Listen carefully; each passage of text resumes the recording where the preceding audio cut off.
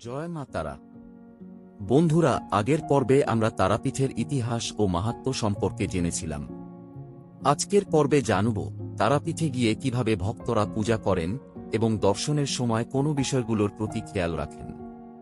অনেক ভক্ত ভোরে উঠে স্নান করে পরিষ্কার পোশাক পরে মন্দিরে যান।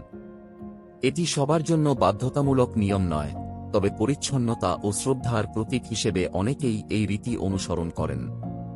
মন্দিরে পৌঁছে জুতো নির্দিষ্ট স্থানে রেখে শান্তভাবে দর্শনের লাইনে দাঁড়ানো হয়।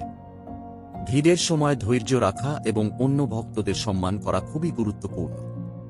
পূজার জন্য সাধারণত ভক্তরা লাল জবা ফুল, ধূপ, প্রদীপ, সিঁদুর, নারকেল, কলা, অন্যান্য ফল, মিষ্টি এবং লাল কাপড় নিয়ে আসেন।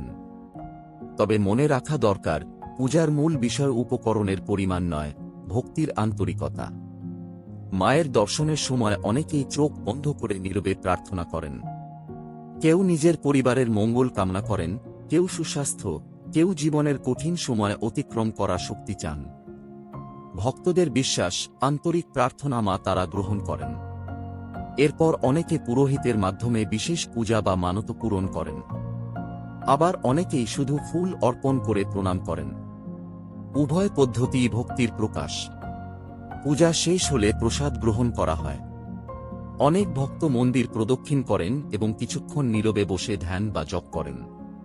এই সময়টি অনেকের কাছে আত্মিক শান্তি লাভের মুহূর্ত। তারাপীঠে গেলে কয়েকটি বিষয় অবশ্যই মনে রাখা উচিত। মন্দিরের নিয়ম মেনে চলুন। ভিড়ের মধ্যে ধাক্কাধাক্কি করবেন না। পরিচ্ছন্নতা বজায় রাখুন। অনুমতি ছাড়া যেখানে ছবি তোলা নিষিদ্ধ, সেখানে ছবি তুলবেন না।